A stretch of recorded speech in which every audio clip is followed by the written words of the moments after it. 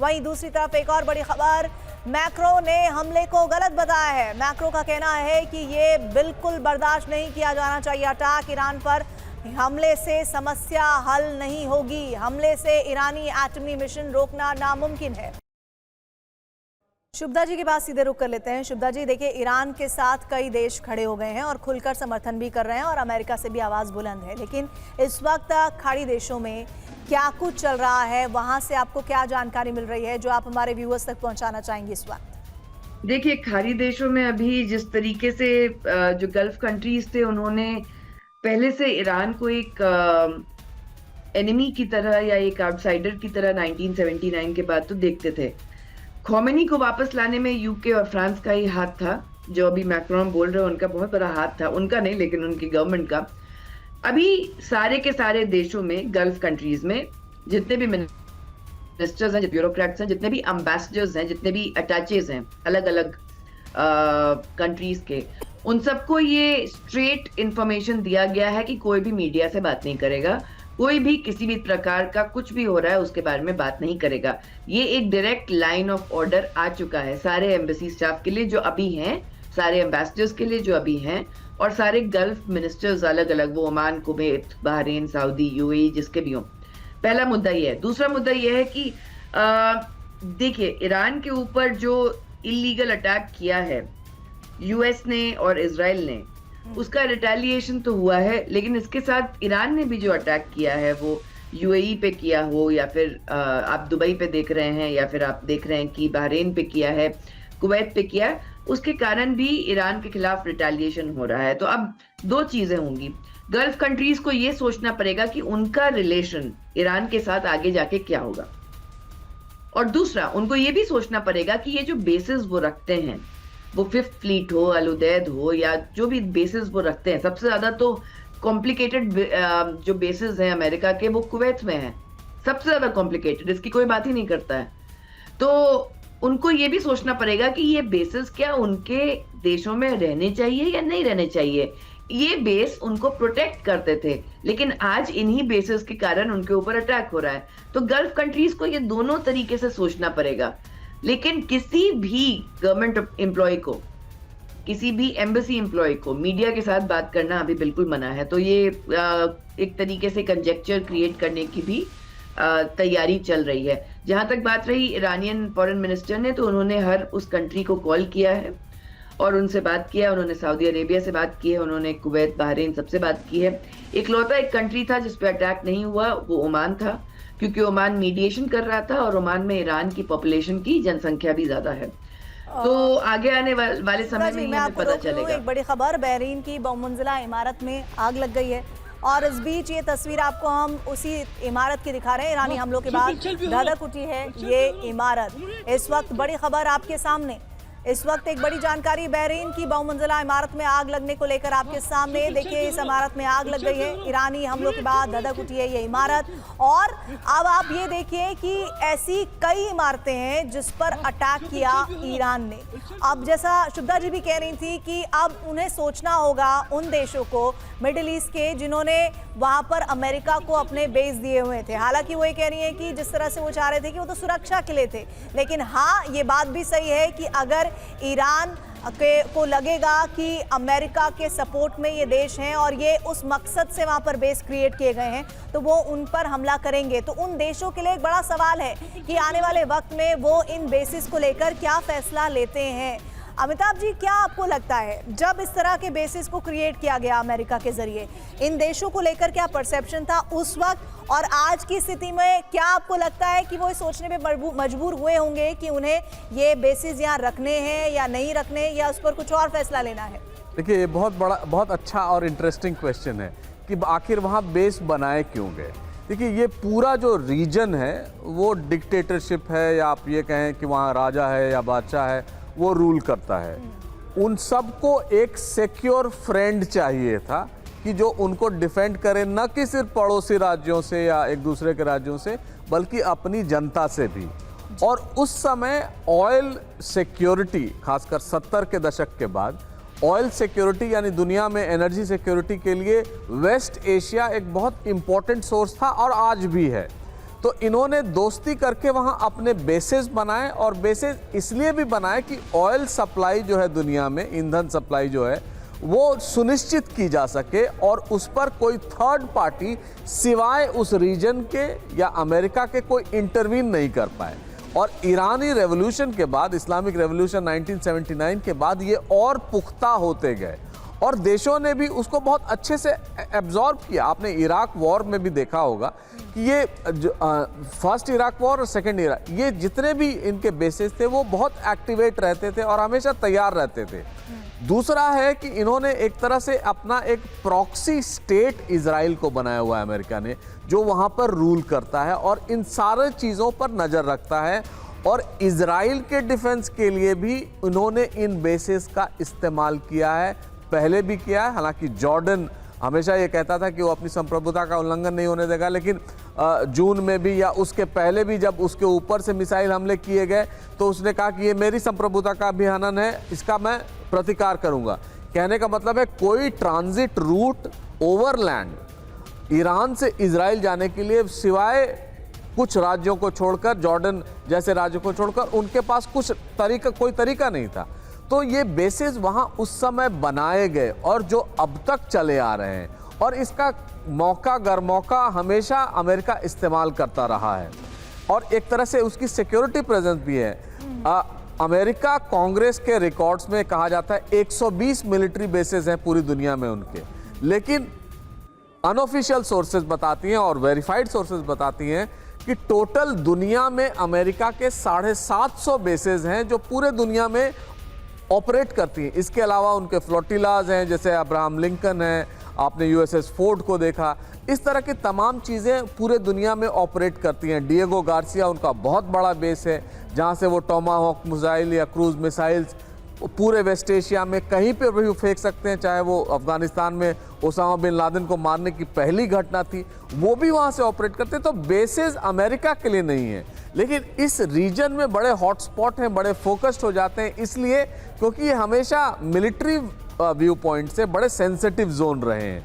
और वहाँ की जो मैंने कहा जो वहाँ की रिजीम है वो भी प्रमोट करती है, इसके चलते उनको कुछ इनकम होता है और उनकी जो ऑयल पैसेज है खासकर होर्मुज स्ट्रेट में वो इंश्योर्ड रहती है, जहां से दुनिया का 20% सप्लाई होता है। चाह रही थी होर्मुज स्ट्रेट की बात करना चाह रही थी, जिसको लेकर लगातार अब ईरान की तरफ से कहा गया कि भाई हमने वहां पर बिल्कुल ही आवाजाही बंद कर दी है, जिसमें हम देखेंगे कि मंडे को यानी सोमवार को जब शेयर मार्केट ओपन होगी तो पूरी तरह से क्रैश कर जाए, इस बात की गुंजाइश 100% के करीब ही है। लेकिन क्या आपको लगता है कि अब इस पूरे मामले में खामेनेई की जान जाने की खबर अगर पुख्ता होती है तो वर्ल्ड ऑर्डर कैसे बदलेगा?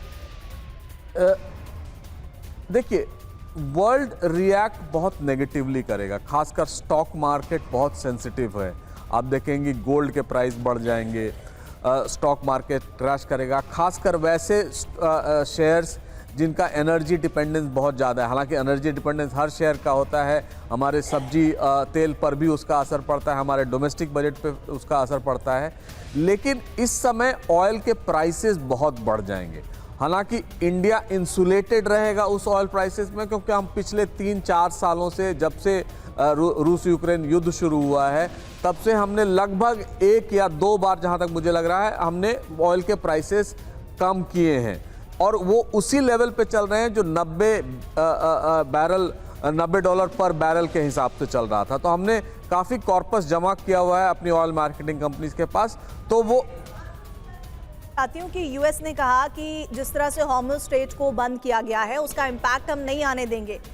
क्या ये प्लान तैयार रखा होगा यूएस ने इसको लेकर? नहीं, यूएस बहुत पहले से तैयार रखा है। यूएई में, बहरीन में, कतर में सिर्फ हॉर्मुज स्ट्रेट को से पैसेज इंश्योर करने के लिए ही किया गया है।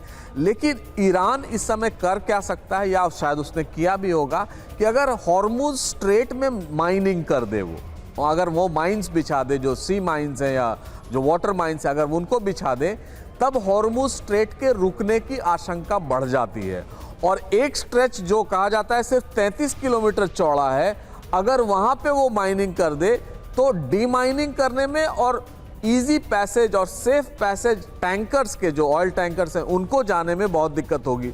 और ईरान ये बहुत भली भांति जानता है कि वो जब चाहे हॉर्मुज़ स्ट्रेट को बंद कर सकता है, दुनिया की ऑयल सप्लाई रोक सकता है। और बड़े बड़े देश, हिंदुस्तान और चीन और अमेरिका जैसे बड़े देश के पास लिमिटेड स्टॉक होता है हमेशा तेल का। हालांकि अमेरिका बहुत बड़े भंडारण की व्यवस्था कर चुका है, चाइना बड़े भंडारण की व्यवस्था कर चुका है, लेकिन भारत जैसे देश, उनके पास उतनी भंडारण सुविधा नहीं है तेलों की जितनी और देशों के पास है।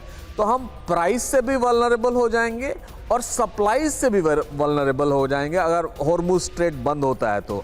ऐसे में अमेरिका हमारा ऑलरेडी रशिया का मार्केट बंद कर चुका है, या रशिया से हम खरीद नहीं सकते हैं।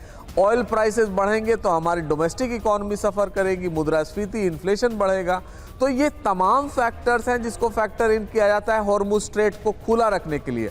और यही नहीं, ऑयल प्राइसेस बढ़ेंगी तो अमेरिका के भी ऑयल प्राइसेस बढ़ेंगे, वहाँ भी हाउस होल्ड एक्सपेंडिचर बढ़ेगा, इन्फ्लेशन बढ़ेगा। और वो ट्रम्प साहब के लिए अच्छा नहीं होगा ऐसे समय में जब उनको टैरिफ का धक्का लगा है। तो पूरी तरह से ऑयल इसीलिए बहुत इंपॉर्टेंट माना जाता है। बड़ी खबर आ रही है और ये बड़ी खबर यरूशलेम पोस्ट से संबंधित है। बहुत ही बड़ी खबर इस वक्त हम अपने व्यूअर्स को देने जा रहे हैं और वो खबर ये है कि खamenei की मौत को लेकर बिग ब्रेकिंग न्यूज़ है। ये खamenei का शव मिला है। इजरायली मीडिया की तरफ से ये बात कही जा रही है।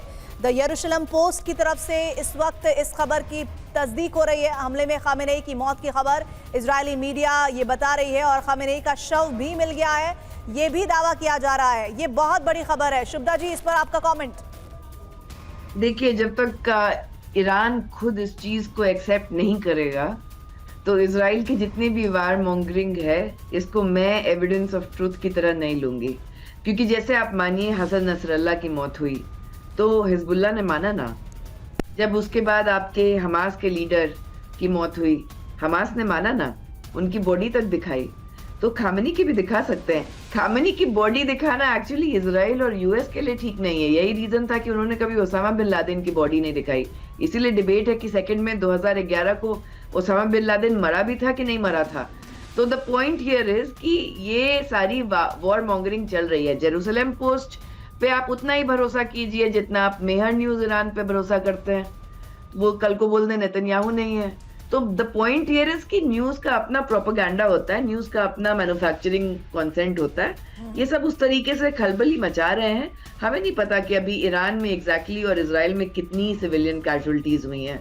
तो ये इन दोनों पक्षों को एविडेंस के साथ खुद ही बताना पड़ेगा। अमिताभ जी, आपको भी लगता है ये वॉर मॉन्गरिंग हो रही है? नहीं, मुझे नहीं लग रहा वॉर मॉन्गरिंग हो रही है। मुझे लग रहा है ये सही घटना है। अब जो आप देख रही हैं, आप बार बार बोल रही हैं कि ट्रम्प साहब सोशल मीडिया पे क्यों नहीं आ रहे हैं। एग्जैक्टली। इसका एक बहुत बड़ा कारण ये भी हो सकता है कि इस जो हत्या हुई उसकी पुष्टि नहीं कर पा रहे हैं या इंटेलिजेंस इंफॉर्मेशन दे नहीं पा रही है। कुछ कॉन्ट्राडिक्शन चल रहा है, नहीं तो ये पूरी अमेरिकन इस्टेब्लिशमेंट ट्विटर पे खामोश नहीं बैठी रह सकती है।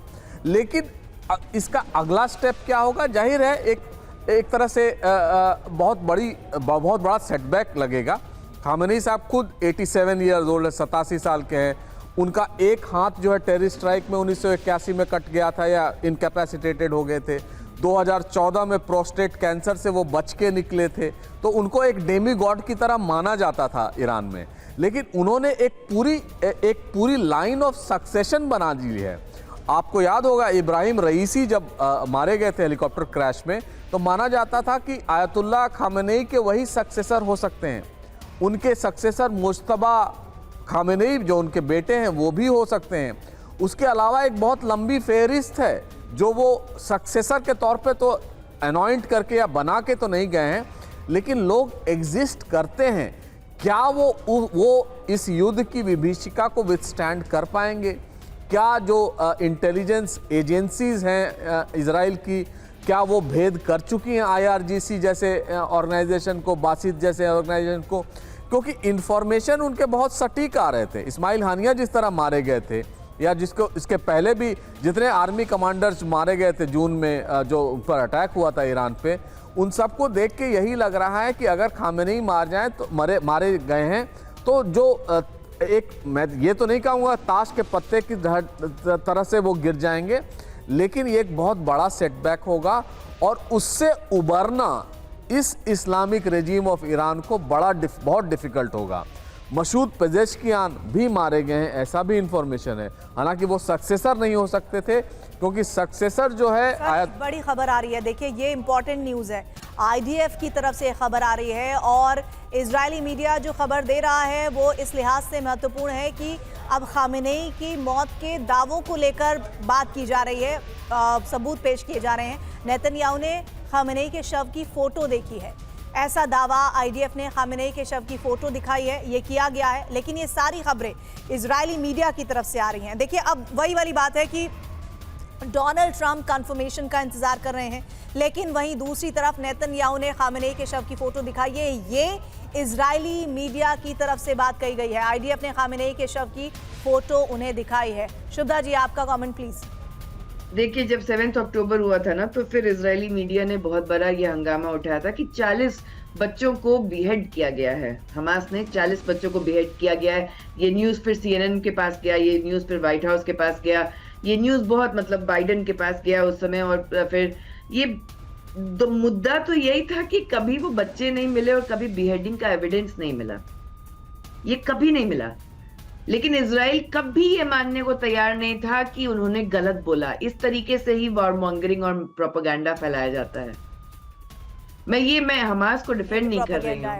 तो चलिए, अभी उम्मीद है कि अभी सुबह होने में कई घंटे बाकी हैं और 13 घंटे से थोड़ा ही वक्त हुआ है कि जब ये युद्ध हो गया है। अभी 24 घंटे भी नहीं हुए हैं और 24 घंटे में मुझे लगता है अमिताभ जी बहुत कुछ साफ हो जाएगा। खामेनेई जिंदा है या नहीं है, अब ईरान का क्या होगा, ईरान को क्या एक तरह से टेक ओवर अमेरिका इजराइल करेंगे, ये तमाम वो बातें हैं जिनका जवाब 24 घंटे के बाद हम उम्मीद करते हैं मिलेगा।